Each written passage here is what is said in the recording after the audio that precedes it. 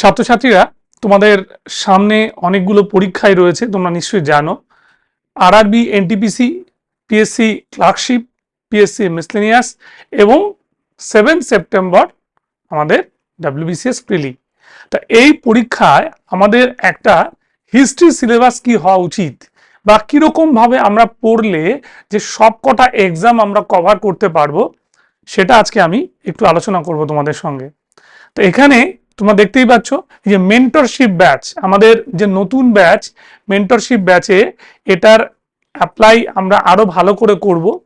তার আগে যারা বিগিনার্স আছো, যারা প্রথমবার পরীক্ষা দিতে যাচ্ছ বা যারা অনেকবার পরীক্ষা দিয়ে ফেলেছো আগে, তাদের উদ্দেশ্যে আমি একটু হিস্ট্রি সিলেবাসটা নিয়ে একটু ডিসকাস করব। ক্লিয়ার? এখানে তোমাদের আমি একটু বলি মেন্টরশিপ ব্যাচটা সম্পর্কে। মেন্টরশিপ ব্যাচ 5 ফেব্রুয়ারি 2025 আমাদের শুরু হচ্ছে এবং এই মেন্টরশিপ ব্যাচে যেটা মাথায় রাখবে যে পুঙ্খানুপুঙ্খভাবে সমস্ত সাবজেক্টের ক্লাস দেওয়া হবে এবং একই সঙ্গে দুটো পার্টে এটা করা হচ্ছে। একটা পার্টে থাকছে আমাদের হচ্ছে বিগিনার্সদের জন্য, তাদের পুরো ডিটেল কোর্স, তাই তো। এবং সেখানে আমাদের কি ফিচার্সটাও একটু বলে দিই, যেখানে বলছে চ্যাপ্টার ওয়াইজ লাইভ ক্লাসেস থাকবে, 23 লাইভ ক্লাসেস উইকলি, ঠিক আছে। সপ্তাহে 23টা করে ক্লাস দেওয়া হবে। আমাদের লাইভ ক্লাস রেকর্ড থাকবে, সঙ্গে থাকবে স্টাডি মেটেরিয়ালের পিডিএফ, তাই তো। লাইভ ক্লাস রেকর্ডেড, প্রচুর ছাত্রছাত্রীদের এটা দাবি থাকে, স্যার ক্লাসটার রেকর্ডিং পাবো তো, সেটার জন্য হচ্ছে এই ব্যবস্থা। লাইভ ক্লাস রেকর্ড থাকছে, স্টাডি মেটেরিয়াল এবং সঙ্গে পিডিএফ থাকছে। চ্যাপ্টার ওয়াইজ টেস্ট, প্রত্যেকটা চ্যাপ্টার যে সাবজেক্টে আমরা পড়ি না কেন, ফিজিক্সই পড়ি, কেমিস্ট্রি পড়ি, হিস্ট্রি পড়ি, জিওগ্রাফি পড়ি, সবটাতেই আমাদের কিন্তু চ্যাপ্টার ওয়াইজ টেস্ট থাকবে। এবং মান্থলি মক টেস্ট, একটা মাসে পুরো ওভারঅল যা যা স্টাডি মেটেরিয়াল আমাদের কমপ্লিট হয়েছে তার উপরে একটা মক টেস্ট থাকবে। এবং মান্থলি ভার্চুয়াল মিটিং এবং স্টুডেন্টদের সঙ্গে টিচারদের একটা ভার্চুয়াল মিটিংও কিন্তু মাসে একবার করে হবে। ক্লিয়ার? এবার আমরা চলে আসি অ্যাডভান্স। এটা হচ্ছে বিগিনার্সদের জন্য আমি বললাম, এবং বিগিনার্সদের জন্য আমি আবারও বলে রাখি যে ক্লাস শুরু হয়ে যাচ্ছে 5 ফেব্রুয়ারি 2025। সেখানে course fees 1600, but 5 February cross করে গেলে সেটা কিন্তু 2400 হয়ে যাবে, ঠিক আছে। ভ্যালিডিটি লম্বা 31 জানুয়ারি 2026। ক্লিয়ার? এটা মাথায় রাখবে। এবার দেখো আমি যেটা বলে দিই অ্যাডভান্সদের জন্য যেটা রয়েছে, chapter wise practice classes with test. আমরা ওইখানেও চ্যাপ্টার ওয়াইজ ক্লাসটাকে প্র্যাকটিস করব, এমসিকিউ এর মাধ্যমে হতে পারে, কন্টেন্ট দিয়ে হতে পারে, এবং তারপর যেটা হবে একটা টেস্ট নেওয়া হবে। এবং এটা আমার মনে হয় সবচেয়ে ভালো তোমাদের চাকরির পরীক্ষার জন্য তৈরি করার মানে বেস্ট উপায়, ঠিক। তাহলে আশা করি তোমাদের কারো এটা সম্পর্কে বুঝতে অসুবিধে হচ্ছে না। আমি প্রথমেই বলি যে বিভিন্ন ইনস্টিটিউশনে যেটা হয়ে যায় সাধারণত আমাদের কন্টেন্ট দেওয়ার চেষ্টা করা হয়, আর কখনো বলা হয় যে একটা রেকর্ড কন্টেন্ট দেওয়া হবে, কিন্তু এখানে তার চেয়েও বেশি কিছু দেওয়া হবে বলতে গেলে সেটা হচ্ছে, যেমন ধরো আরআরবি এনটিপিসির যে পরীক্ষা দিচ্ছি, এনটিপিসির কোয়েশ্চেনের ধরনটা কিরকম, কোথায় এনটিপিসির ধরনটা একটু ডাব্লিউবিসিএস এর থেকে আলাদা বা পিএসসি মিসলেনিয়াস এর থেকে আলাদা। আবার ধরো আমরা যদি দেখি আমাদের এই এনটিপিসির যে আমাদের জিওগ্রাফি বা আমাদের ইকোনমিক্স, তার কোশ্চেনের ধারাটা কিরকম ভাবে চেঞ্জ হচ্ছে সিজিএল এর থেকে, তাই তো। তাহলে সিজিএল এর হিস্ট্রি কোশ্চেন আর এনটিপিসির হিস্ট্রি কোশ্চেনের মধ্যে তফাৎটা কি, এটা কিন্তু ক্লাসের মধ্যে যথেষ্ট ভালোভাবে করা হবে। ডাব্লিউবিসিএস এর কোশ্চেনের প্যাটার্ন কি, কোন জোন থেকে আসে, তাই না। মনে রাখবে সেন্ট্রাল গভর্নমেন্টের ধারণাটা খুব পরিষ্কার, তার কারণ তারা এনসিইআরটি ফলো করে, তাই তো। আর যেটা আমরা রাজ্য সরকারের ক্ষেত্রে দেখতে যাই, তারা হচ্ছে ওই কোশ্চেনগুলোকে কাট কপি পেস্ট করে, তাই তো। উত্তরপ্রদেশ পিএসসির কোশ্চেন, ওড়িশা পিএসসির কোশ্চেন, ঠিক আছে। আমাদের কখনো দেখা গেল তামিলনাড়ুর পিএসসির কোশ্চেন। তো এইগুলো কিছু কিছু নিয়ে আর কিছু ওরা গতানুগতিক কোশ্চেন দিয়ে ওটাকে ভরাট করে। এইখানে তোমাদের এই যে একটা দ্বিধা দ্বন্দ্ব, এই যে দ্বিধা দ্বন্দ্বটা রয়ে যাচ্ছে, সেটা কিন্তু এই ক্লাস করলে কাটবে। ইচ অ্যান্ড এভরি, মানে আমি নিজেও একজন ইনক্লুডিং, আমি পড়াবো, আমি হিস্ট্রি পড়াবো, ঠিক আছে, আমি কিন্তু তোমাদের পার্থক্য করে দেবো যে এটাই আরআরবির প্যাটার্ন, এই কোশ্চেনগুলো স্পেশালি আরআরবির ধরন, এই কোশ্চেনগুলো পিএসসি মিসলেনিয়াস বা সিজিএল ধরন, এটা ডাব্লিউবিসিএস ধরন। কি তফাৎটা হচ্ছে, জোনটা এক, চ্যাপ্টারটা এক, তা সত্ত্বেও ভেরিয়েশনটা কোথায় হয়ে যাচ্ছে কোশ্চেনের, এটা এটা আমি তোমাকে বলবো কনসেপ্ট স্কোয়াড সত্যি সত্যি এই ব্যাপারে তোমাদের কিন্তু কনসেপ্ট দেবে, ঠিক আছে, এই কনসেপ্ট গুলো তোমাদের এর মাধ্যমেই হবে। চলো আমি একটু ভালো করে দেখাই।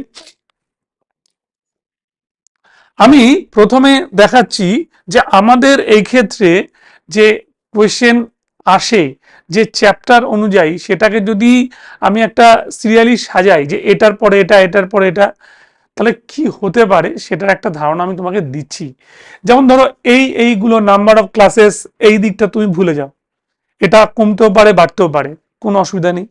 কিন্তু মোটামুটি তোমাদের ফার্স্টে ইন্দাস ভ্যালি সিভিলাইজেশনই আমি করাবো, ঠিক আছে। স্যার কেন আপনি স্টোন এজ দিয়ে শুরু করলেন না? স্টোন এজ তো আমাদের চ্যাপ্টারের প্রথম। তুমি ভালো করে দেখবে, সিডিএস এর এক্সামই দাও, তুমি ইউপিএসসির এক্সামই দাও, যে কোনো এক্সাম দাও, দেখবে এখানের কোশ্চেন কিন্তু ক্রমশ খুব কমছে। তা যেখানে জোনের কোশ্চেনটা কমছে সেই জোনকে আমি আগে রাখলাম না, প্রায়োরিটি দিলাম সেই জোনটাকে যে জোনটা কোশ্চেন বাড়ছে। ক্লিয়ার? বোঝা গেল? এখানে আমি ইন্দাস ভ্যালি সিভিলাইজেশন আলোচনা করব। এখানে আলোচনার মানে এই নয় স্যার একটা ভালো নোট আমাদের দিয়ে দিন, একটু বুঝিয়ে দিন, তাহলেই হয়ে যাবে না, এটার বাইরেও কিছু আছে। এটার বাইরে যেটা, ধরো আমি পড়াচ্ছি তোমাদের ইন্দাস ভ্যালি ধোলাভিরা, সে আমি ইন্দাস ভ্যালি পড়াচ্ছি কোট দিজি, আমি জাস্ট দুটো বা তিনটে পয়েন্টে কিন্তু মানে একদম থেমে যাব, আর বেশি পয়েন্ট বলবো না। আমি বলবো এই এই মানে সাইটগুলোর ওপর ঠিক এই টাইপের কোশ্চেন আসে, তাহলে কি হবে, তোমার কিন্তু পড়াটা অনেক বিশ্বাসযোগ্য হবে। তাহলে তোমাদের মনে হতেই পারে স্যার এগুলো তো বইতেই লেখা আছে, প্রচুর বই যদি সংগ্রহ করে নি তাহলে তো একটা ভালো নোট বানিয়ে নিতে পারবো। তা কিন্তু করা হচ্ছে না, তোমার করা হচ্ছে তুমি টপিক পড়ছো, টপিক পড়ার সঙ্গে সঙ্গে তুমি জানছো। যেমন ধরো রিসেন্ট যদি 5 বছরের কোটডিজির ওপর কোশ্চেন দেখো, তাহলে দেখবে একটা কোশ্চেন দিয়েছে কোটডিজি আবিষ্কারের সঙ্গে কারা জড়িত। এটা আমাদের ডাব্লিউবিসিএস এর পিলিতেই দিয়েছে একটা ম্যাচ করতে, তাই তো। আচ্ছা, কোটডিজির স্পেশালিটি কি? এটা আগুনে পুড়ে ধ্বংস হয়ে গেছে, এই যে পয়েন্টটা, আগুনে পুড়ে ধ্বংস হয়ে গেছে, এই দুটো পয়েন্টের উপর হচ্ছে মেনলি কোশ্চেন কোটডিজি। তারপরে ধরো আমি বললাম ধোলাভিরা, আপার মিডল লোয়ার, এটা একটা বিরাট কোশ্চেনের জায়গা, বহু পরীক্ষায় এসছে, 3টে ভাগে বিভক্ত।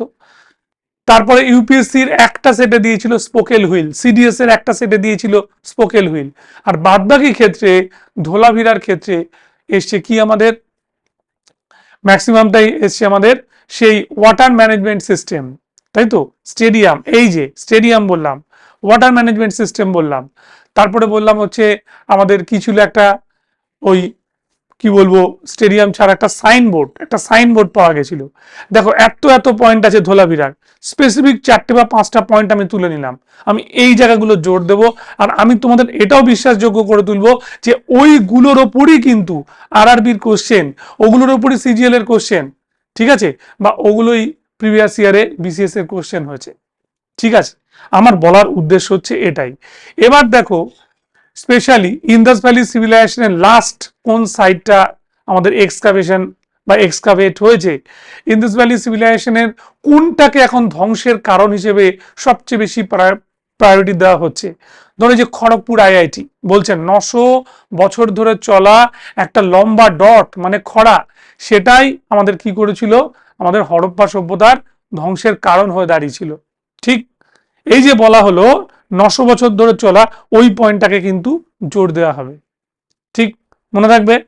তারপরে এই যে ভূমিকম্পের ফলে কোন সাইট ধ্বংস হয়েছিল, বন্যার ফলে কোন সাইট ধ্বংস হয়েছিল, এইগুলোর উপর গুরুত্ব বাড়ানো হবে। তার সঙ্গে সঙ্গে থাকবে শিলমোহরের উপর স্যার 3টে পয়েন্ট বলবেন, 3টে পরীক্ষায় কমন পাবো, এরকম জিনিস, অত বড় জিনিসটাকে ছেঁকে নিয়ে, ঠিক আছে, আমাদের প্রডিউস করা। অ্যাকচুয়ালি কি হয়, যখন দুধ ছেঁচে তৈরি হয় কি, ক্ষীর তৈরি হয়, ক্ষীর ছেঁচে তৈরি হয় কি, মাখন, আর মাখন ছেঁচে তৈরি হয় সর্বোচ্চ মূল্যের মিল্ক প্রোডাক্ট, তার নাম হচ্ছে ঘি।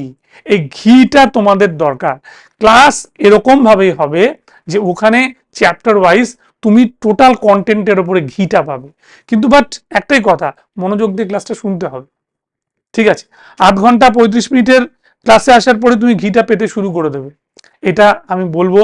তাই গুরুত্ব দেবে, বারবার বলছি গুরুত্ব দেবে। নেক্সট, আর্লি বৈদিক লেটার বৈদিক দুটোকে পুরো সেপারেট করে নেওয়া হয়েছে যাতে পড়তে সুবিধা হয়। স্যার আর্লি বৈদিক লেটার বৈদিক পড়তে ভুলে যাচ্ছি, বারে এইখান থেকে কোয়েশ্চেন দিচ্ছে কি, সোশ্যাল স্টাডিজ, সোশ্যাল হিস্ট্রির ওপর কোশ্চেন দিচ্ছে বেশি, ইকোনমিক হিস্ট্রির কোশ্চেন আসছে কম তুলনামূলকভাবে, আর দিচ্ছে কি ওমেন, তাই না? এই ওমেন কোন যুগে ছিল, বৈদিক না লেটার বৈদিক? তারপরে আমাদের কি বলবো, এই ওমেনদের মধ্যে কে একজন ওয়ারিয়ার ছিল, যোদ্ধা ছিল, এই যে কোশ্চেন। তারপরে হচ্ছে আমাদের পলিগ্যামি সিস্টেম কোন সময় থেকে শুরু হয়, ঠিক, কাস্ট সিস্টেম কোন সময় থেকে শুরু হয়, এই যে জায়গাগুলো না, এগুলো ভীষণভাবে আমি এনসিইআরটি ফলো করাবো তোমাদের।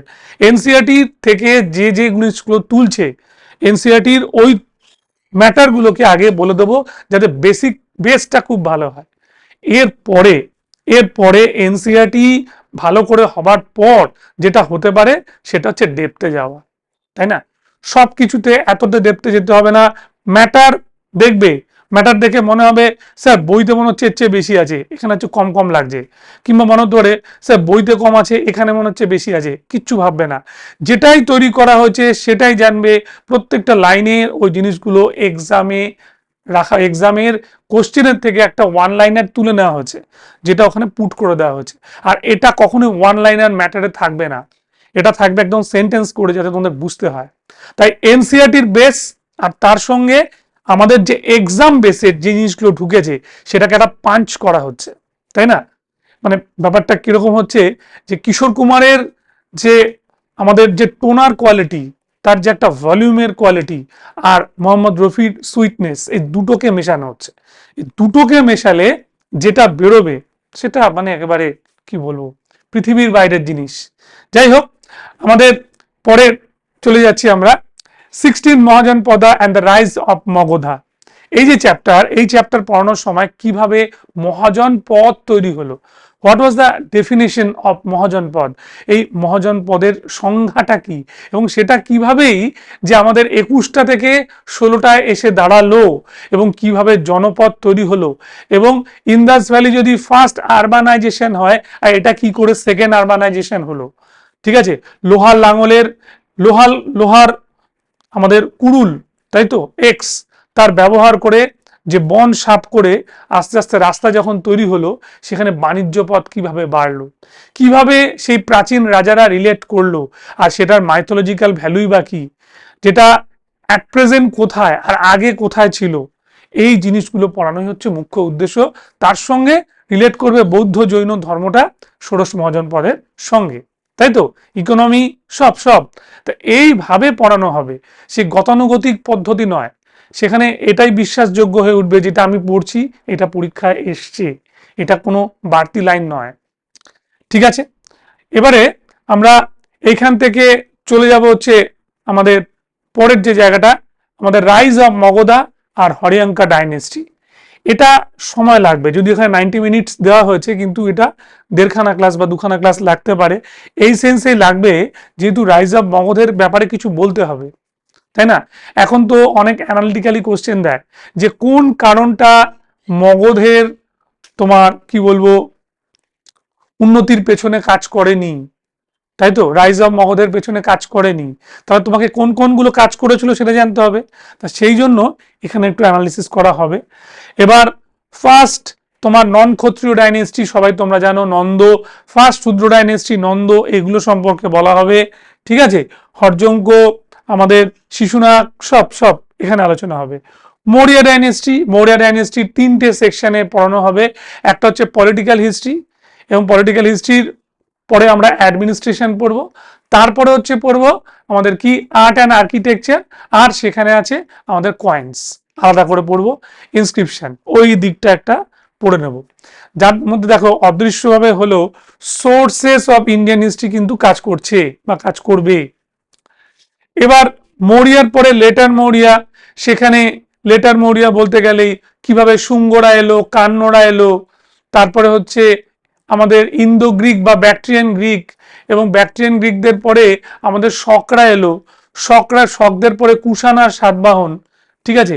ওদিক থেকে হচ্ছে যখন কান্ন আর শুঙ্গ চলেছে তখন আমাদের ওড়িশায় খারবেলের যে ডাইনেস্টিটা ছিল, ঠিক আছে, ওটা আমাদের পড়তে হবে, ঠিক। চেত, সিএইচইটি, চেত ডাইনেস্টি। তাহলে ওভারঅল এটা একটু পড়তে হবে। এখানে প্রচুর প্রশ্ন আমাদের আর্ট অ্যান্ড আর্কিটেকচার থেকে পড়ে, ঠিক আছে। যেমন ভারহুত আর্ট, ভারুট আর্ট কাদের সময় শুরু হয়েছিল? শুঙ্গদের আর্টের আরেকটা নাম কি? ভারুত আর্ট। ভারুত আর্টটা কোথায়, কোন জায়গাতে ডেভেলপ করেছিল, তাই না? মধ্যপ্রদেশ। এইগুলো মিনান্দার, ডেমেট্রিয়াস ধরে ধরে আলোচনা করা হবে।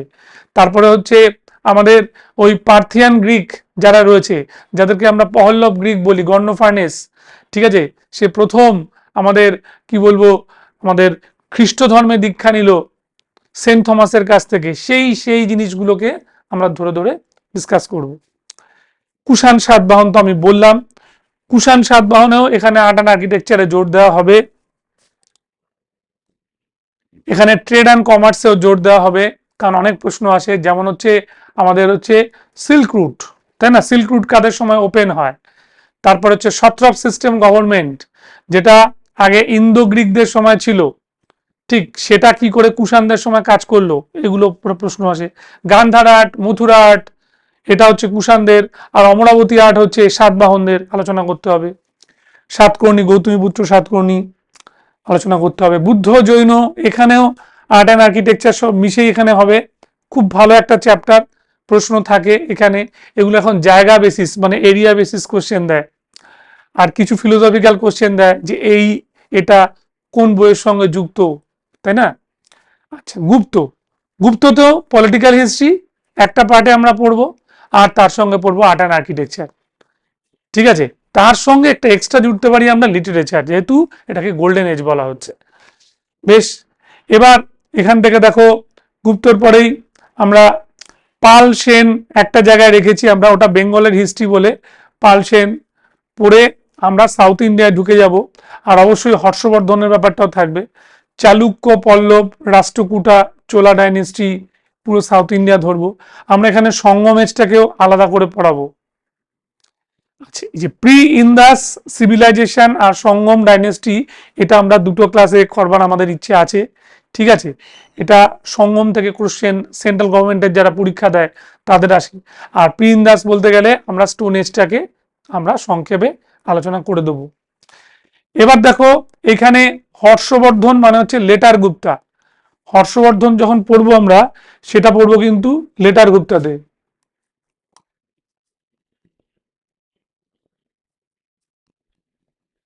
লেটার গুপ্তার মধ্যে আমরা হর্ষবর্ধন পড়বো,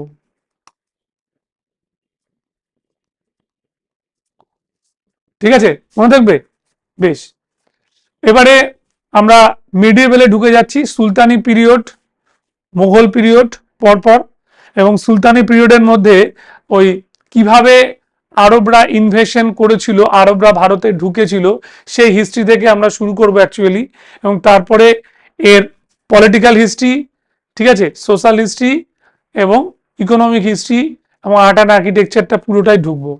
এটা অনেকটাই সময় লাগবে, যদিও আমি দিয়েছি 90 মিনিটস দুটো, এটা অ্যাকচুয়ালি অনেক, এটা 3টে ক্লাস লাগবে, মিনিমাম 3টে ক্লাস। মোঘল, এটাও অ্যাকচুয়ালি লাগবে 3টে ক্লাস, ঠিক আছে, যতটাই সময় ধরে করাই কেন আমাদের একটু আলোচনা করতে হবে। কারণ মোঘলের যেটা আছে, মোঘল যুগে হচ্ছে প্রচুর লিটারেচার এসেছিল, যেটা সংস্কৃত থেকে পার্সি ভাষায় ট্রান্সলেট হয়েছিল, তাই তো। ওই বইগুলোর উপর একটা প্রচুর প্রশ্ন আমরা সিরিজ দেখেছি। এবং মোঘলের art and architecture, Mughal painting, এটা অনেক ইম্পর্টেন্ট। আচ্ছা, এখানে শিখ, ভক্তি আর সুফিজম, তাই তো, এই তিনটেকে একসঙ্গে নেওয়া হয়েছে, যেটা সময় ধরা হয়েছে 90 মিনিটস, 180 মিনিটস। শিখটাকে একটা 90 মিনিটস ধরা আছে, আর ভক্তি আর সুফিটাকে মিলে 90 মিনিটস ধরা আছে। এটাকে আমরা ধরতে পারি এটা ধরো আড়াইখানার মতো ক্লাস লাগবে। প্রচুর প্রশ্ন, প্রচুর। যেমন মহারাষ্ট্রের ভক্তিবাদী সেন্ট, এদের মধ্যে কে নয়? আবার প্রথম ভক্তিবাদী সেন্ট যে হিন্দি ভাষায় ভক্তি ধর্মের প্রচার করেছে, বা প্রথম ভক্তিবাদী প্রচারক বা ভক্তিজমের কনসেপ্ট কে দিয়েছে। তারপরে ওই সমস্ত ইজমগুলো, যেমন হচ্ছে অদ্বৈতবাদ, তাই তো, বিশুদ্ধ অদ্বৈত, ঠিক আছে, দ্বৈত দ্বৈত, শুদ্ধ দ্বৈত, দ্বৈত অদ্বৈত, এই যে বলছি আমি, এগুলোর ফাউন্ডার কে? তারপরে ধরো আমাদের দাদু দয়াল, মীরাবাই, তারপরে হচ্ছে কবির, হ্যাঁ, নানক, এদের উপর প্রচুর প্রচুর প্রশ্ন থাকে। তুলসীদাস থাকে।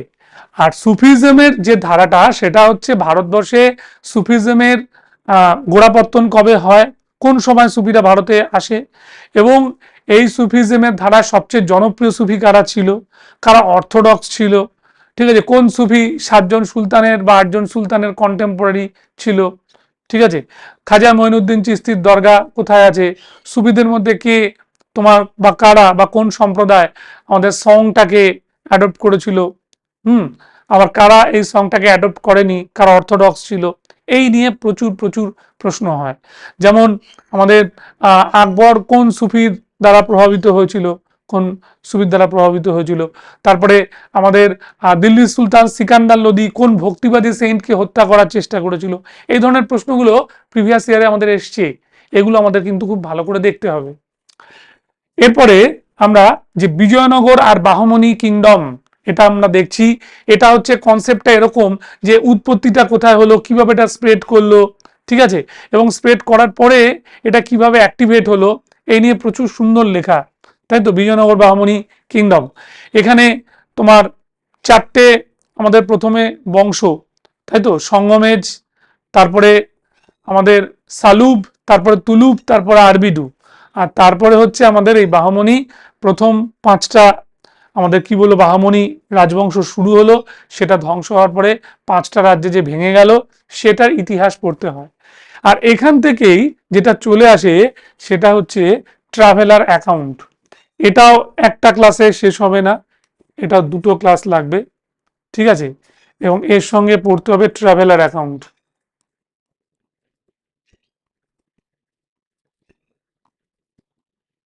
ঠিক আছে, এবার আছে লেটার মোগল। লেটার মোগলটা একটু ভালো করে দেখতে হবে, পরবর্তী মোগল যুগ, মানে আমাদের কি বলবো, যাকে আমরা এক কথা বলি মুয়াজ্জম বা প্রথম বাহাদুর শাহ থেকে শুরু করে একেবারে শেষ দ্বিতীয় বাহাদুর শাহ পর্যন্ত তার হিস্ট্রিটা, ঠিক আছে, এটার উপরে প্রশ্ন আমাদের থাকে। এবার দেখো ইউরোপিয়ান ইনভেশন, তাই না, এই যে ইউরোপিয়ান ইনভেশন যেটাকে বলছি, সেটাকে এক কথায় বলতে পারি অ্যাডভেন্ট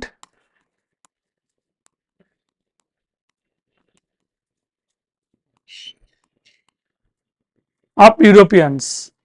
এই ক্লাসটা আমাদের 90 মিনিটসের, এটা একদিনের ক্লাস, ইম্পর্টেন্ট, অবশ্যই ইম্পর্টেন্ট। কারা প্রথমে এসেছিল, পর্তুগিজ, ঠিক আছে, কারা শেষে বেরিয়েছিল সেটাও পর্তুগিজ, সেখানে ব্রিটিশ, ঠিক আছে, ডাচ, ডেনমার্ক, আর হচ্ছে আমাদের লাস্ট যারা ছিল ফ্রেঞ্চ, আলোচনা করতে হবে। এবার ব্রিটিশ অ্যাগ্রেশন। এবার ব্রিটিশ অ্যাগ্রেশন যে ক্লাসটা দেওয়া হয়েছে, মাথায় রাখবে এখানে মেনলি এটাও দুটোই হবে না, এটাও 3টে হবে। সেটা হচ্ছে আমাদের রিজিওনাল পাওয়ারদের সঙ্গে আমাদের যুদ্ধ, মানে হচ্ছে কি বলবো, অ্যাংলো ফ্রেঞ্চ, অ্যাংলো তোমার হচ্ছে বেঙ্গল, মাইশোর, মারাঠা, শিখ, বার্মা, আফগান আর নেপাল। এই পড়তে হবে টানা, সময় লাগবে, এটা 3 দিন তো লাগবেই। এটা 3 days। ট্রাইবাল লাল কালি করে দিই 3 দিন, হ্যাঁ। এবার ট্রাইবাল আর নন ট্রাইবাল, এটা একদিনের ক্লাস, এটা মেবি 1.5 দিনে লেগে যেতে পারে, কারণ সমস্ত কৃষক বিদ্রোহগুলোকে, এবং তারপরে আমাদের কৃষক বিদ্রোহ ছাড়লে যেটা আছে আমাদের ট্রাইবাল মুভমেন্টগুলো, সাঁওতাল, তাই না, কোল, মুন্ডা, ঠিক আছে, এই যে এগুলো ট্রাইবাল। আর পিজেন্ট মিউটিনি হচ্ছে ইন্ডিগো, নীল বিদ্রোহ, পাবনা, তাই তো, মোপলা, এগুলো আমাদের জোর দিতে হবে। এগুলো বুঝে বুঝে কোথায় হয়েছিল, কে লিডার ছিল, কোন ভাইসরয়ের সময় হয়েছিল, এবং এটার এফেক্ট কি দেখা দিয়েছিল, এটা পড়তে হবে। ঠিক।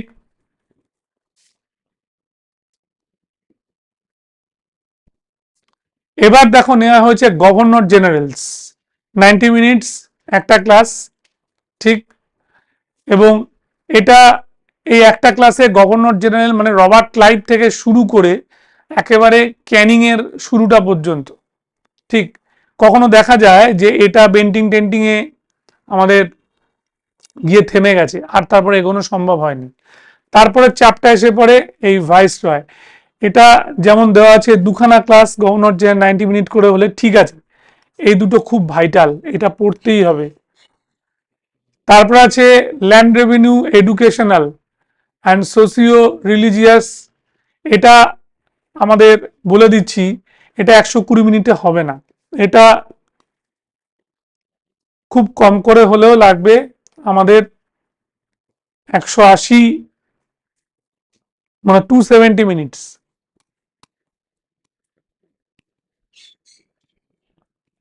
270 মিনিট এটা লাগবে আমাদের।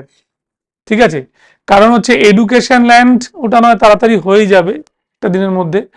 তারপরে আমাদের সোশিও রিলিজিয়াস যেটা পড়ে থাকবে সেটা আরো দুটো লাগবে। তাই জন্য বললাম যে 90 করে হলে এটা 3 দিন, 3 days. Indian National Congress, Indian National কংগ্রেসও এটা লাগবে 180 মিনিট। ঠিক আছে, মানে দুটো ক্লাস, 90 মিনিট করে এটা দুটো ক্লাস লাগবেই, এটা লম্বা ক্লাস একটা। মডারেট অ্যান্ড এক্সট্রিমিস্ট, এটা লাগবে হচ্ছে 180 মিনিট। এটা মডারেটে 90 মিনিটস, এক্সট্রিমিস্টে 90 মিনিটস। পার্টিশন অফ বেঙ্গল আর revolutionary activity and conspiracy case, এটাও লাগবে 180। ঠিক আছে, কেন 180 বলছেন স্যার? কারণ পার্টিশন অফ বেঙ্গলটা পড়িয়ে আমাদের জাস্ট রিভলিউশনারিতে ঢুকতে আমাদের একটা ক্লাস হয়ে যাবে, আর বাকিটা হচ্ছে রিভলিউশনারিদের পুরো ঘটনাটা বলতে সময় লাগবে।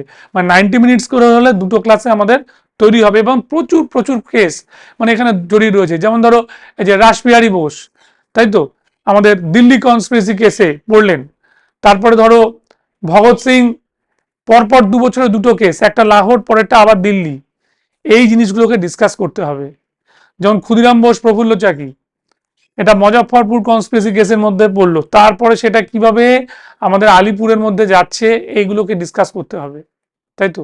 তারপরে ইন্দো জার্মান কনস্পিরেসি কেস আছে, ঠিক আছে, সিল্ক লেটার কনস্পিরেসি কেস আছে, অনেক কিছু।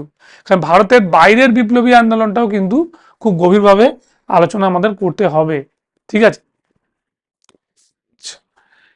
Rise of Gandhi, non cooperation and খিলাফত মুভমেন্ট অ্যান্ড আমাদের স্বরাজ পার্টি, এই যে চ্যাপ্টারটা রাখা হয়েছে rise of Gandhi, non cooperation, খিলাফত মুভমেন্ট অ্যান্ড স্বরাজ পার্টি, এটা একেবারেই করতে সময় লেগে যাবে 270 মিনিট,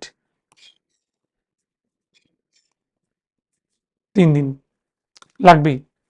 ঠিক আছে, এবার আমি একটু বলে দিই এখানে সিভিল ডিসোবিডিয়েন্স, হ্যাঁ এটার জন্য একটা ক্লাস লাগবেই। ইন্ডিভিজুয়াল সত্যাগ্রহ, আচ্ছা এটার জন্য ঠিক আছে, দুটো মিলিয়ে এখানে একটা ক্লাস নেওয়া যেতেই পারে, কোনো অসুবিধা নেই। Quit India Movement and Mountbatten plan, ঠিক, এটা একটা, এটা গোটা একটা ক্লাস লাগবে। বোস অ্যান্ড আইএনএ একটা ক্লাস লাগবে। ঠিক আছে, এবার দেখো books, newspaper and journals, এই চ্যাপ্টারগুলো, এইগুলো খুব জরুরি। এটা হচ্ছে এরকম যে সে রকমের নয়, মেটেরিয়ালে কোনো একটা জায়গায় কিছু আছে ধরে কাট কপি পেস্ট করা হচ্ছে, এরকম ব্যাপারই নয়। এগুলো হচ্ছে যে নিউজ পেপারটা প্রথমে তৈরি হয়েছিল তার ফাউন্ডারকে, তারপরে জনপ্রিয় ফাউন্ডারকে, ঠিক আছে, এই দুটোই কিন্তু মেনশন করা হয়েছে। বা এডিটার আলাদা, ফাউন্ডার আলাদা, সেটাকেও মেনশন করা হয়েছে। বা এই পত্রিকাগুলোর কোনো গুরুত্ব, যেমন ধরো একটা প্রশ্ন ছিল সিজিএল এ, না এটা মাল্টিটাস্কিং এ দিয়েছিল, যে আমাদের লালা লাজপত রায় হিন্দু পত্রিকার টাকা দেবার জন্য কোন ব্যাংক থেকে টাকা তুলেছিল, এই কথাগুলো মেনশন করা থাকবে। প্রথম আমাদের কি বলবো, আমাদের প্রথম একটা বাংলা ভাষায় ম্যাগাজিন, কিন্তু পলিটিক্যাল ম্যাগাজিন কি ছিল, সোমপ্রকাশ। ঠিক আছে, এই যে তোলা বা ভারত, আমাদের কি বলবো, ভারত মাতা একই সঙ্গে একটা ম্যাগাজিন, আবার একই সঙ্গে একটা বিপ্লবী সংস্থা। যুগান্তর একই সঙ্গে একটা ম্যাগাজিন, একই সঙ্গে একটা বিপ্লবী সংস্থা। এইগুলো in detail. Vande Mataram Paris থেকে কে পাবলিশ করেছে, ঠিক আছে, আমাদের কলকাতা থেকে কে পাবলিশ করেছে, আমাদের লাহোর থেকে কে পাবলিশ করেছে, এইগুলো সব আলাদা আলাদা, একই পত্রিকা কিন্তু তিনজন আলাদা আলাদা তোমার কি বলবো এডিটার, পাবলিশার সব আলাদা। এগুলো এখানে দেওয়া হবে। ক্লাসটা করলে তুমি বুঝতে পারবে যে কত খেটে জিনিসটা করা হয়েছে আর কতখানি এটা এক্সাম ওরিয়েন্টেড। ঠিক আছে, এখানের মধ্যে তুমি এমন জিনিস বলতে পারবে না স্যার এটা না পড়লে হবে, যেটা দেওয়া হচ্ছে একদম পড়ার মতোই কোশ্চেন এসছে এবং তার প্রমাণও দেওয়া আছে। যখন তুমি প্র্যাকটিস সেট করবে তখন আমি মেনশন করে দেবো ওটা ওই ইয়ারের ওই কোশ্চেন, আমি বলার সময় তো বলবো আর ওখানে লিখে দেবো, তোমরা মানে ওটা পারলে মিলিয়ে নিয়ে দেখতেও পারো, কোনো অসুবিধা নেই। এবার দেখো আমাদের বেঙ্গল সুলতানাত অ্যান্ড নবাবস, এইখানে এই চ্যাপ্টারটাকে নেওয়া হলো। বেঙ্গল সুলতানেট অ্যান্ড নবাব, এটা আমাদের কি বলবো 135 মিনিট ধরা আছে, এটাতে হবে না। ঠিক আছে, বেঙ্গল সুলতানাত লাগবে 90 মিনিট আর এটা লাগবে 90 মিনিট, মানে 180 মিনিট লাগবে দুটো ক্লাস। শশাঙ্ক পাল সেন আর পুষ্যবতী ডাইনেস্টি, এটাকে দুটো ক্লাস ঠিক আছে একদম। শশাঙ্ক পাল সেনটাকে এক জায়গায় নিয়ে একদিন আর পুষ্যবতীটাকে নিয়ে একদিন। তা লক্ষ্য করে দেখো চ্যাপ্টারে কিন্তু কিছু বাদ গেল না, চ্যাপ্টারে সবটাই রাখা হলো, চ্যাপ্টারে সবটা রেখে কিন্তু আমাদের বলা হচ্ছে। এবার দেখা যায় যেটা যে স্যার সেন্ট্রাল গভর্নমেন্টের পরীক্ষায় কিন্তু একেবারে বেঙ্গল খুব উপেক্ষিত, বড়জোর বক্সারের যুদ্ধ, পলাশির যুদ্ধ, এইটুকু, আর সেরকম কিছু নেই। কিন্তু যখন আমরা বেঙ্গলের পরীক্ষা দেব না, সেখানে কিন্তু আমাদের বেঙ্গলের কোশ্চেন প্রচুর আসে। যখন বলছে যে আমাদের শেরশাহ যখন বাংলা আক্রমণ করেন তখন বাংলার সুলতান কে ছিলেন, এই একটা প্রশ্ন। বা এই প্রশ্নটা বাবর যখন ঘরঘরা যুদ্ধ করছে তখন বাংলার তোমার কোন সুলতান তাকে বাধা দিয়েছিল, এই একটা প্রশ্ন। বা শ্রীচৈতন্য মহাপ্রভুর যখন উত্থান হয় তখন বাংলার নবাব, বাংলার সুলতান কে ছিল। শ্রীচৈতন্য দেবের যখন মৃত্যু হয় তখন বাংলার নবাব কে ছিল, এই বাংলার সুলতান কে ছিল। আর বাংলার নবাব, ওরে বাবা, বর্গী আক্রমণ থেকে তো প্রশ্ন হয়। তারপরে ধরো আমাদের ওই সময়টা যে মোগল বাদশাহদের কাছ থেকে তারা কিভাবে ইন্ডিপেন্ডেন্ট হয়ে গেল, 1717 সালে মুর্শিদ কুলি খান কিভাবে ইন্ডিপেন্ডেন্ট হয়ে গিয়ে একটা ইন্ডিপেন্ডেন্ট নবাবী তৈরি করলো, বা তারপরে immediate successor of Murshid Quli খান, তাই তো একটা যে প্রশ্ন দেয়। সুজাউদ্দিনের পরে হচ্ছে কে, সরফরাজ, তাই তো, এই সরফরাজের সঙ্গে গিরিয়ার যুদ্ধে আলীবর্দী, আর আলীবর্দী আসা মানেই সেই বর্গী আক্রমণ, তাই তো, আমাদের সেই বিখ্যাত বর্গী আক্রমণটা আমাদের পড়তে হয়। এবার দেখো এই যে 1742 থেকে 1751 এই 9 বছর ব্যাপী আক্রমণ, তার ইতিহাসটা কোথা থেকে জানা যায়, এবং আলীবর্দী কিভাবে কোণঠাসা করে রেখেছিল ব্রিটিশদের, এবং সিরাজ কিভাবে, ঠিক আছে, সিরাজ কিভাবে ব্রিটিশদের সঙ্গে যুদ্ধ করতে গিয়ে তোমার কি বলবো আমাদের একটা ওই সাহসিকতার পরিচয় দিতে গিয়ে একটা ভয়ঙ্কর বিপদ ডেকে নিয়ে আসে, তাই তো। এবং তারপরে যে পরিণামটা কি, যে বেঙ্গলের নবাব কিভাবে পাপেট হয়ে গেল। তাহলে যে মুর্শিদ কুলি খান, যেভাবে সুজাউদ্দিন, সরফরাজ, আলীবর্দী আর সিরাজ, এই যে স্বাধীন নবাব থেকে যখন আমরা মির্জাফরকে দেখছি সে তো স্বাধীন নয়, বা আমরা যখন মীর কাসিমকে দেখছি সে স্বাধীন নয়, তাই তো। মীর কাসিমের স্বাধীন হওয়ার অদম্য চেষ্টা, যেটা বক্সারের যুদ্ধ, পরিণতি হচ্ছে বক্সারের যুদ্ধ, এবং তারপরে আমাদের মির্জাফরকে আবার ফিরিয়ে নিয়ে আসা, ঠিক তো। মির্জাফরকে 1760-তে যখন আমাদের ভ্যানসিস্টার সরিয়ে দিল, কারণ বিদরার যুদ্ধ 1759-এ ডাচ ইস্ট ইন্ডিয়া কোম্পানির সঙ্গে যখন ব্রিটিশ ইস্ট ইন্ডিয়া কোম্পানির হলো, তাতে দায়ী করা হয়েছিল কাকে, তাতে দায়ী করা হয়েছিল আমাদের এই মির্জাফরকে, কারণ মির্জাফর ডাচদের ডেকে নিয়ে এসছে, কিন্তু সেটা ভুল প্রমাণিত হয়েছিল। এবং 1760-তে আবার মির্জাফরকে নিয়ে আসা হয়, কিন্তু মির্জাফর লেপ্রোসি বা কুষ্ঠতে মারা যায়। তারপর যে তার ছেলে নাজমউদ্দৌলা এবং তাকে কিভাবে তার উপরে রবার্ট ক্লাইভ তাকে পাপেট করে দিল এবং ডুয়েল গভর্নমেন্ট সিস্টেম করে দিল এবং তার পরিণতিটা এটা আমাদের পড়তে হবে। এবার আমি কিছু জিনিস বলে দিই যেটা সাধারণত পড়িয়ে থাকে আমাদের ইকোনমিক্সের টিচাররা, ইকোনমিক্স বলছি না, সরি, পলিটিক্যাল সায়েন্সের টিচাররা। সেই অ্যাক্ট, ইম্পর্টেন্ট যে অ্যাক্টগুলো আছে সেই অ্যাক্টগুলো কিন্তু আমি এই ক্লাসের ফাঁকে ফাঁকে আলোচনা করব, বিশেষ করে ভাইসরয় গভর্নর জেনারেলের সময়টা আলোচনা করার সুযোগ পাবো। ঠিক আছে, সঙ্গে এই যে land revenue system, ryotwari, Mahalwari কোথায় কোথায় হয়েছিল, তারপর হচ্ছে পার্মানেন্ট সেটেলমেন্ট, ভাইয়াচারি সেভাবে দেয় না। তারপরে ভারতবর্ষের মধ্যে প্রথম ল্যান্ড রেভিনিউ সিস্টেমটা কি 1776-এ, তাই তো? আমাদের নিশ্চয়ই মনে আছে যে আমরা দেখেছিলাম যখন ওয়ারেন হেস্টিংস আমিনি কমিশন করলো। এগুলো সম্পর্কে কিন্তু তোমাদের একটা ভালো করে ওয়াকিবহাল থাকতে হবে, ভালো করে তোমাদের জানতে হবে। এই চ্যাপ্টার এইগুলো পড়তে পারলে তোমাদের কিন্তু আর কোনো অসুবিধা নেই। এবারে আমি একটু আসবো খুব ভাইটাল একটা জায়গা আলোচনা করতে। সেই ভাইটাল জায়গাটা হচ্ছে যে আমরা কিভাবে তৈরি হব আমাদের বইপত্রগুলো সিলেকশন করতে। এটা তোমরা দেখতেই পাচ্ছ, এটা হচ্ছে এনশিয়েন্ট ইন্ডিয়া। ঠিক আছে, এনশিয়েন্ট ইন্ডিয়া, এটা আর.এস. শর্মার বই, রামশরণ শর্মার বই। তারপরে মিডিয়েভাল ইন্ডিয়া, এটা সতীশচন্দ্রর বই, এটাও এনসিইআরটির বই। মডার্ন ইন্ডিয়ার ক্ষেত্রে আমি একটু বলে দিই, আমি লিখে দিচ্ছি।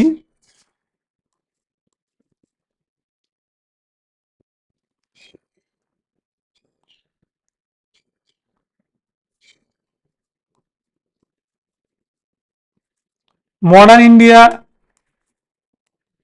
একটা এনসিইআরটির বই পাওয়া যায়, সতীশচন্দ্র বিপানচন্দ্র।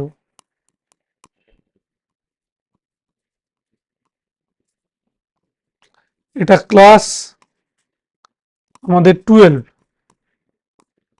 Class 12-এর NCERT.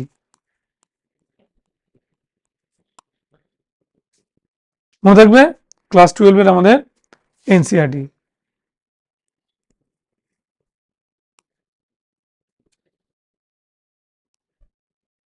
ঠিক আছে, এই একটা ভালো বই আছে, এই বইটা তোমরা অবশ্যই দেখতে পারো। আর তারপরের অ্যাডভান্স বই হচ্ছে এটা, ডেটার জন্য নিখুঁত বই। ঠিক আছে, এটা Indian struggle for independence, Bipan Chandra, Mridula Mukherjee, Aditya Mukherjee, Sucheta Mahajan, আর হচ্ছে কে.এন. পানিক্কর। সুচিতা মহাজন আর কে.এন. পানিক্কর। এই বইটা অ্যাভেলেবেল, পেঙ্গুইনের বই পাওয়া যায়, সেকেন্ড হ্যান্ডও পেতে পারো তোমরা। বইটা কিছুই চেঞ্জ হয়নি, দেখতে পারো। এবারে আমি বলে দিই, এইগুলো মানে এই বইগুলোর বেস ভালো করে থাকলে তারপর আমি যে কন্টেন্টটা যেটা দিচ্ছি, কন্টেন্ট পড়ে নিলে কোনো প্রবলেম হয় না। ঠিক আছে, লক্ষ্য করে দেখো, এখানে কিন্তু অনেকগুলো বইকে আমি রাখিনি। যেমন তোমরা বলতে পারো খুব চলতি বই পুনম দালাল ধাইয়ার বই আমি রাখিনি, যেটা এনশিয়েন্ট অ্যান্ড মিডিয়েভেল বই। কারণ এই বই মানে প্রচুর ফুল ইনফরমেশন, টোকা বই, এই বইয়ের অরিজিনালিটি খুব কম আছে। ঠিক আছে, বা ভালো কন্টেন্ট তোলেনি এটা, এটা দেখতে পারো। এবার প্র্যাকটিস করার জন্য ভালো বই যদি তুমি দেখতে চাও, তাহলে তুমি বরং দেখতে পারো একটা বই আছে, এনশিয়েন্ট আর মিডিয়েভেলটাকে একসঙ্গে বার করেছে, আমি লিখছি, দেখো একবার।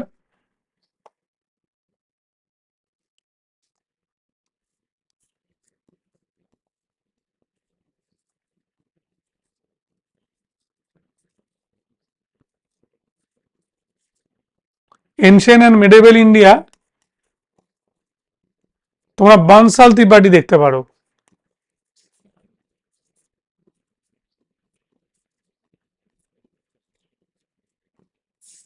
বানসালাম ত্রিপাঠী খুব ভালো বই। ঠিক আছে, তুলনামূলকভাবে। আর টেক্সট পড়া ভালো, টেক্সট হচ্ছে এই জন্যই ওটা অরিজিনাল, মানে এদিক ওদিক কিছু নেই, মানে ভুল হবার কিছু নেই। এবার আমি এই বইটার সম্পর্কে কিছু স্পেশাল বলবো। মডার্ন ইন্ডিয়া, যেটা বিপান চন্দ্রের বই, সে বইটার মধ্যে যেটা আছে চ্যাপ্টার ওয়াইজ যেটা দেওয়া আছে, সেখানে অনেক অনেক ইনফরমেশন দেওয়া আছে। আর এই বইটার একটা ছোট ভার্সান আমি তোমাদের বলে দিলাম, বইটার ছোট ভার্সান হচ্ছে ক্লাস 11-12 বইটা দেখতে পারো। ঠিক, এছাড়া রাজি বাহিরের বই ভালো, কিন্তু রাজি বাহিরের বইয়ের সমস্যা হচ্ছে একই জিনিসকে অনেকবার অনেকবার করে রিপিট করা হয়েছে, বই প্রচুর মোটা হয়ে গেছে, ছেলেমেয়েরা পড়তে ভয় পেয়ে যাবে। তার থেকে বরং তুমি দেখতে পারো এই বইটা, সেটা বেটার বই, সেটা হচ্ছে ম্যাকবুক।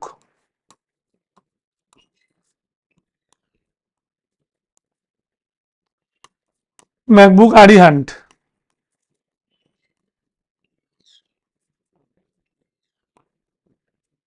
আরিহান্ট পাবলিকেশন। ঠিক। এইবারে আমি আসছি মিডাইভেল। মিডাইভেলের ক্ষেত্রে আমি যেটা বলবো, অসাধারণ বই হচ্ছে সতীশচন্দ্র। সতীশচন্দ্রের বইতে যে এই যে স্লেভ ডাইনেস্টির যে পার্টগুলো রয়েছে সেগুলো খুব ভালো করে দেওয়া আছে, ডেটা নিখুঁত, তাই না স্যার? আমাদের মারা গিয়েছিল কবে? ইলতুৎমিশ 1236 না 35, খুব কনফিউশন হয়, 1235। স্যার এটা কি করে বুঝলেন? কারণ 1235-এ আমাদের সেই মহাকাল টেম্পল অফ উজ্জয়িনী উনি আক্রমণ করেছিলেন, তাই তো? এবং ওটাই ছিল হচ্ছে তার শেষ আক্রমণ, এবং ওই বছরে তিনি মারা যান।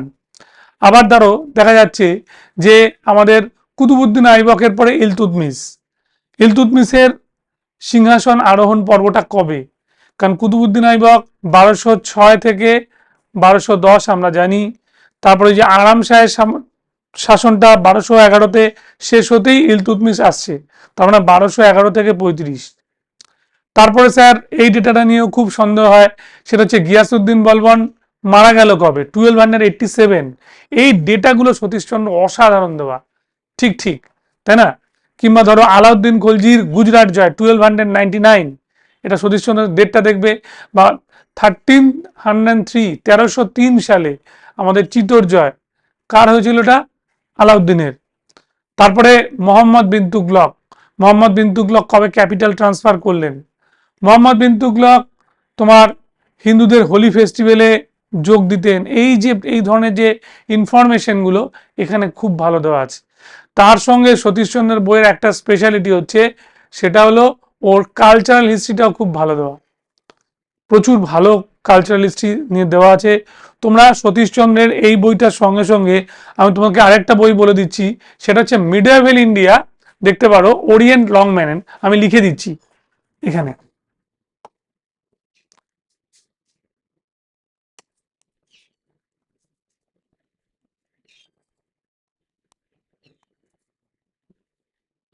পাবলিকেশন হচ্ছে ওরিয়েন্ট লংম্যান,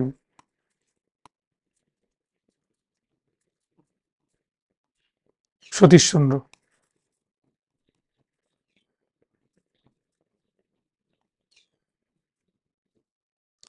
দুর্দান্ত বই, দেখতে পারো। এবার আসি এনশেন্ট। এনশেন্টের ভালো বইয়ের একের পর এক। স্যার আপনি কিন্তু এখানে দেখলাম রবীন্দ্রনাথ থাপারের বই সাজেস্ট করেননি, আপনি সরাসরি আর এস শর্মা করেছেন। আর এস শর্মা হচ্ছে স্টুডেন্ট ফ্রেন্ডলি বই। আর এস শর্মা কোর বই, সাল তারিখ নিখুঁত। আর এস শর্মার ওপরেই কিন্তু যে কোশ্চেনগুলো হয়, অ্যান্সারগুলো মেলানোর সময় সেন্ট্রাল গভর্নমেন্ট কিন্তু আর এস শর্মার বই দেখে, যার জন্য আর এস শর্মার ওই বইটার আজও পর্যন্ত বিকল্প কিচ্ছু হয়নি। তবে যদি তোমরা আরেকটু অ্যাডভান্স এনশিয়েন্ট ইন্ডিয়া দেখতে চাও, তাহলে তোমরা ডিএন ঝা দেখতে পারো। এনশিয়েন্ট ইন্ডিয়া ডিএন ঝা, এটাও ভালো বই।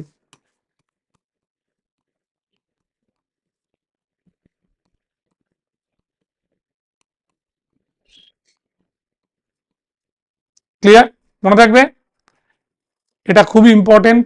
এবার তারপরে আমি যেটা বলবো সেটা হচ্ছে বেঙ্গলি, বাংলা বই। বাংলা বইয়ের মধ্যে এই বইটা তো খুবই ভালো বই, স্বদেশ সভ্যতা, জীবন মুখার্জি, স্বদেশ ও সভ্যতা ও বিশ্ব, এই নামে এখন বেরিয়েছে বইটা, ভালো বই। আর মধ্যযুগে ভারত, তেসলিম চৌধুরী, বাংলা হিসেবে ভালো বই, একটু মোটা বই। আর আধুনিক ভারত, বিপানচন্দ্র। আধুনিক ভারত বিপানচন্দ্র আমি বলে দিচ্ছি, এই বইটা হচ্ছে KP Bagchi publication, Bangla version, হ্যাঁ, কেপি,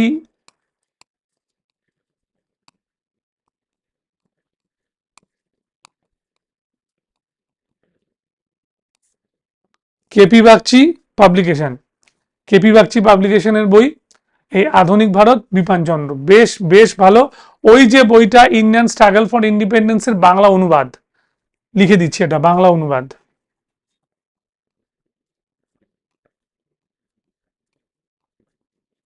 এই প্রসঙ্গে আমি একটা বইয়ের কথা বলে দিই, এই যে বইটা আছে না, সতীশচন্দ্রের বইটার বাংলা অনুবাদ পাওয়া যায়, মধ্যযুগে ভারত,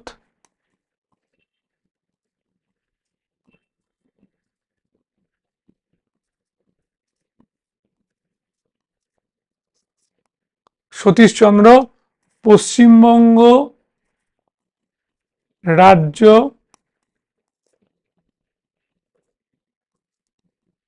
পর্ষদের বই, দুটো খণ্ডে, সুলতানি যুগ মোগল যুগ। এটা অনুবাদ বই, এটা অনুবাদ বই, ওই এনসিইআরটির বইটার বাংলা অনুবাদ বই। ঠিক আছে, তাহলে এই যে আমরা দেখলাম কোশ্চেনের মানে কি বলবো, টোটাল বইটাকে আমরা দেখলাম বাংলা ভার্সানে। এবার স্যার একটু অ্যাডভান্স বই বলুন, একটু ডেটা চেক করে নেবে, খারাপ বই না। আমি আরেকটা বইয়ের কথা তোমাকে আমি বলে দিচ্ছি, সেটা হচ্ছে তুলসী প্রকাশনীর একটা বই পাওয়া যায়। ঠিক আছে, সে বইটার নাম হচ্ছে আমাদের কি বলবো, ইমন কল্যাণ জানা, নির্মল মণ্ডল, ঠিক আছে, আর নিখিল সুর। ঠিক আছে, এরা মিলে, রক্তিম সুর, নট নিখিল সুর, রক্তিম সুর, তিনজন মনে বইটা লিখেছে। বইটার নাম ভারতের ইতিহাস ও স্বাধীনতা সংগ্রাম। ধরো একটা পেজ নিয়ে করে দিচ্ছি।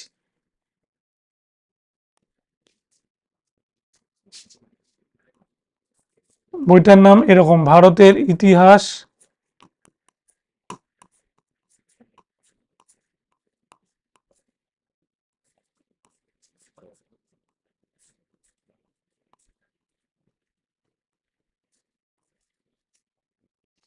ভারতের ইতিহাস ও স্বাধীনতা সংগ্রাম। এর লেখক কে বললাম? তুলসী প্রকাশনীর বই।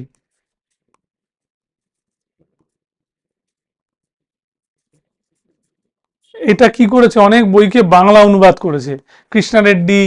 ঠিক আছে, তারপরে আমাদের কি বলবো, আমাদের সিভিল সার্ভিস ক্রনিকাল, এই ধরনের যে বইগুলো আছে হিস্ট্রির, সেগুলোকে বাংলা অনুবাদ করে এখানে বলা হয়েছে। যাক, বেসিক আমি একটা জিনিসই বলি তোমাদের, বই আমি বলে দিলাম, কিন্তু এনসিইআরটির বই যেন হাতে থাকে। বেঙ্গলি মিডিয়াম, ইংলিশ মিডিয়াম সবাইকে বলছি, এনসিইআরটির বই যেন হাতে থাকে। এই কারণেই হাতে রাখার কথা বলছি, যেহেতু এনসিইআরটির বইতে আমাদের হুবহু বাংলা অনুবাদটা আছে, ইংরেজির সঙ্গে সঙ্গে এর হুবহু বাংলা অনুবাদ আছে। এটা পড়ে নিলে আমার মনে হয় না খুব একটা অসুবিধে হবে। ঠিক আছে, মনে থাকছে? দেখো, এবারে আমরা এখান থেকে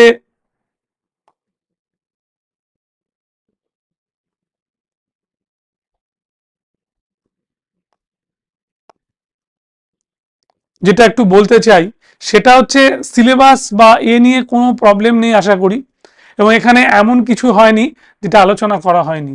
এখানে একটা জিনিস বলা যেতে পারে, ইম্পর্টেন্ট কোটেশন, যেমন এটা,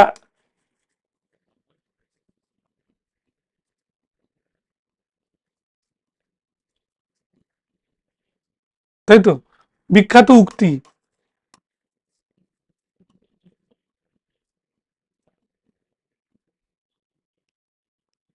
বিখ্যাত উক্তির একটা লিস্ট আমরা পড়ে নেব। আর একটা হচ্ছে আমরা তৈরি করব হচ্ছে যুদ্ধ ও সন্ধি।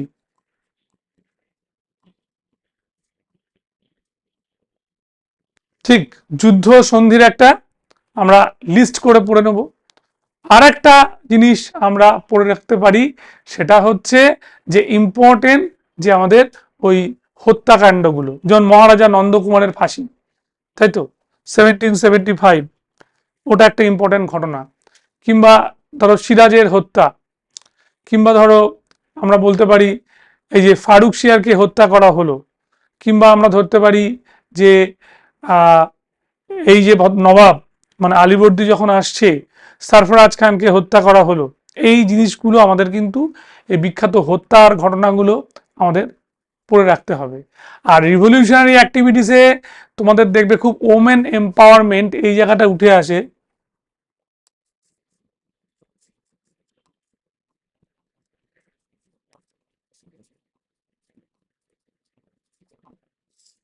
এই ওমেন এম্পাওয়ারমেন্ট গুলো তোমাকে এই পাশ্চাত্য শিক্ষার সময় থেকে তুলতে হবে, এবং সেটা যখন পাশ্চাত্য শিক্ষাটা যখন একটা বড় জায়গায় চলে গেল, সেখান থেকে ধরো কাদম্বিনী গাঙ্গুলি, পণ্ডিতা রমাবাই, তারাবাই শিন্ডে, ঠিক আছে, এদের কথা পড়তে হয়। যেমন আমাদের ও যে আমাদের রাখো সুন্দরী দেবী, যার কথা আমরা পড়ি, সে হচ্ছে প্রথম মহিলা যে একটা ছাপার অক্ষরে তার জীবনী লিখেছিল, আত্মজীবনী লিখেছিল। এই যে তারপরে সরলা দেবী চৌধুরানীর যে লেখা জীবনের ঝরাপাতা, কিংবা আমাদের the high caste Hindu woman, আমাদের পণ্ডিতা রমাবাইয়ের লেখা, এগুলো খুব ভালো করে পড়তেই হবে। তার সঙ্গে সঙ্গে ওই ওমেনদের অ্যাসোসিয়েশনগুলো, এই প্রসঙ্গে বলি, ওমেন অ্যাসোসিয়েশন, ওমেনদের বিপ্লবী আন্দোলনে যোগদান করা, জেল খাটা, এগুলো তো বলতে হবে। যেমন শান্তি ঘোষ আর সুনীতি চৌধুরী, তাই তো, কিংবা বীণা দাস, কিংবা উজ্জ্বলা মজুমদার, এরা যে হত্যা করার চেষ্টা করেছিল। তারপরে ননিবালা দেবী, দুকুড়িবালা দেবী, প্রচুর প্রশ্ন আছে। এই জিনিসটা ধরেও কিন্তু আমাদের একটু একটু করে আলোচনা করতে হবে এই চ্যাপ্টারগুলোর সঙ্গে, যখন আমরা ন্যাশনাল মুভমেন্ট পড়াবো, তাই তো। তাহলে স্যার, এটা কি শুধুমাত্র ন্যাশনাল মুভমেন্টের সময় আছে? মিডিয়েভেলে যে ছিল না, চাঁদ বিবি, তাই তো, তারপর হচ্ছে আমাদের রানী দুর্গাবতী, তারপর রাজিয়া সুলতানা, তাই তো, এদের কথা তো আমরা পেয়েছি। কিংবা আমাদের নূরজাহান, এদের সম্পর্কেও কিন্তু প্রশ্ন আসে। এগুলো সব ওমেন এম্পাওয়ারমেন্ট, এনশিয়েন্টেও ছিল, এই যুগেও ছিল, এখানে আমাদের সেটা পড়তে হয়। যেমন সাতবাহন যুগে যে নারীরা ছিল, তাদের নামে তাদের ছেলেদের নাম হয়েছে। বাশিষ্ঠী পুত্র সাতকর্ণী, গৌতমী পুত্র সাতকর্ণী, এই নাম দুটো দেখো, ওদের নাম থেকে তাদের ছেলের নাম কিন্তু হয়েছে। এগুলো আমরা ভালো করে একটু পড়বো, ঠিক আছে, আমরা এগুলো ভালো করে একটু পড়বো, ঠিক আছে। এই যে আমাদের লিস্ট, এই যে আমরা জিনিসটা দিলাম, এটা নিয়ে তোমাদের কিন্তু ভালো করে পড়তে হবে, এবং এটাকে সঙ্গে সঙ্গে শুধু পড়লে হবে না, একটা রিভিশনেরও কিন্তু দরকার আছে, ঠিক। তাহলে আমাদের আজকের আলোচনায় আমি যেটা খুব ভালো করে বলবার চেষ্টা করছিলাম, যে সেটা হচ্ছে চ্যাপ্টার কি, সেই চ্যাপ্টারের সঙ্গে আমরা কি করে এটাকে এক করছি, এবং এক করবার সঙ্গে আমরা পরীক্ষার কোশ্চেনের সঙ্গে আমরা মিলিয়ে নিচ্ছি, ঠিক। তার সঙ্গে একটা বইয়ের নির্বাচন, বইয়ের কি আছে, এগুলো দেখার দরকার। যেমন তোমাকে আমি বলে দিই যে এনসিইআরটি পড়ার সুফলটা কি। এনসিইআরটি পড়ার সুফল, এনসিইআরটি কত বছর আগে 1989-এর একটা এডিশনের বইয়ের কথা আমি তোমায় বলছি, আর.এস. শর্মা, যেখানে সিন্ধু সভ্যতার পুরো এরিয়াটার কথা বলছে, 12,99,600 বর্গ কিলোমিটার। সেটা সেন্ট্রালের খুব কম বই কিন্তু ফলো করেছিল। তার ধরো অন্তপক্ষে 15-20 বছর বাদে অনেক বইতে আর.এস. শর্মার ডেটাগুলোকে আবার তোলা হচ্ছে। এবং বই এত কিছু মোটা না, বই একদম পাতলা বই, কিন্তু যেটা কাজের কথা তোমাকে কিন্তু সেটা বলে দিয়েছি। বাংলা ভাষায় জীবন মুখোপাধ্যায়ের একটা বড় বৈশিষ্ট্য হচ্ছে বইটা খুব সহজ সরল করে লেখা, পড়তে কারো অসুবিধা হবে না, পড়ে পাশে এই যে পশ্চিমবঙ্গ রাজ্য পুস্তক পর্ষদ আমি যে মেনশন করে দিলাম, ওই জায়গাটাও কিন্তু তোমরা বলবে। তার পরিশেষে আমি আরেকবার আসি, একটু বলে দিই,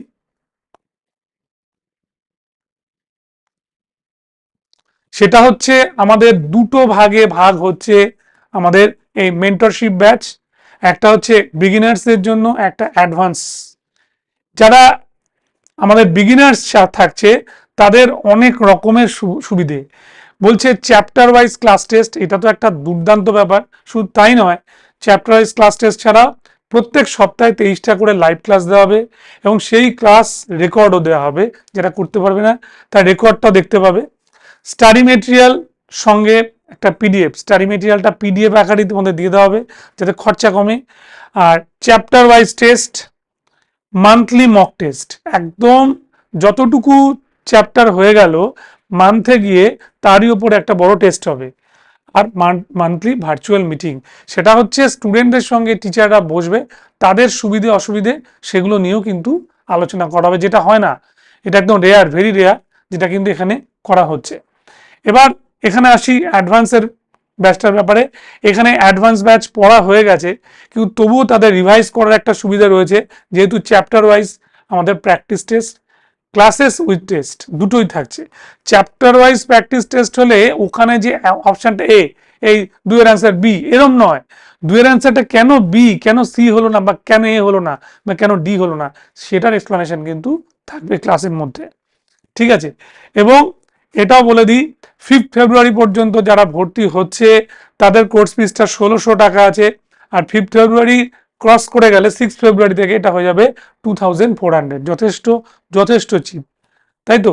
এবং ভ্যালিডিটি আমাদের বিগিনার্সের বলে দিই, ভ্যালিডিটি 5 ফেব্রুয়ারি থেকে ধরে নিই, তাহলে 31 জানুয়ারি 2026, নেক্সট ইয়ারের জানুয়ারি পর্যন্ত এটা কার্যকরী হবে। মনে থাকবে, এটা ভালো করে মনে করবে, ঠিক আছে। এটা আমার বলার ব্যাপার। এবং এখানে বলে দিই যে শুধুমাত্র WBCS ওরিয়েন্টেশনটা থাকছে না, SSC রেল এবং রেলের এখানে NTPCরও কিন্তু একটা যথেষ্ট গুরুত্ব আছে, ঠিক আছে, যেটা আমাদের হচ্ছে। সেখানেও প্রিভিয়াস ইয়ারের NTPC সলভ করিয়ে উত্তরগুলোকে তৈরি করে দেওয়া, সেটা হচ্ছে ক্লাসের মধ্যেই সম্ভব হবে। সুতরাং আর দেরি নয়, আমার মনে হয় কনসেপ্ট স্কোয়াডের কনসেপ্ট আমাদের নেওয়া দরকার, এবং সেই কনসেপ্ট নিতে গেলে আমাদের ভর্তি হওয়াটাও খুব জরুরি। আর এখানে আমি আজকে আলোচনা করে দিয়েছি যে প্রত্যেকটা চ্যাপ্টার ওয়াইজে কি করে এর ভেরিয়েশনটা মানে ক্লাসের সঙ্গে লিঙ্ক করা হবে। এই যে বিজয়নগর যখনই পড়ানো হচ্ছে তখন বিজয়নগরের কত রকমের প্রশ্ন সব সলভ করানো হবে। যেমন ধরো আমাদের ওই যে কোশ্চেনটা ছিল ইউপিএসসির একটা কোশ্চেন, আমাদের দ্য ব্যাটেল অফ গোল্ডস্মিথস ডটার, এই ব্যাটেল অফ গোল্ডস্মিথস ডটার কার সঙ্গে কার হয়েছিল বা কোন রাজার আমলে হয়েছিল। তারপরে এই যে পর্যটকরা এসছে কার বর্ণনাটা কিরকম ছিল, তাই না, ওটা কিভাবে বর্ণনা করা হয়েছিল, সমস্ত কিছু রিলেট করা হবে, সমস্ত কিছু বলা হবে, তাই তো। ভাইসরয় গভর্নর জেনারেলের এখানে এমন জিনিসও করানো হয়েছে, তারা কেউ যদি প্রথম জীবনে লেখক থাকে তাদের বইগুলো কি, তারা ভারতে এসে কি করেছে, তাদের সমাধি কোথায় অবস্থিত, এগুলো কিন্তু আমাদের সব দেখানো হয়েছে। তাই কনসেপ্ট মাস্ট, কনসেপ্ট না হলে আমি কোশ্চেনের অ্যান্সার মুখস্থ করে আমি আর পাস করতে পারবো না।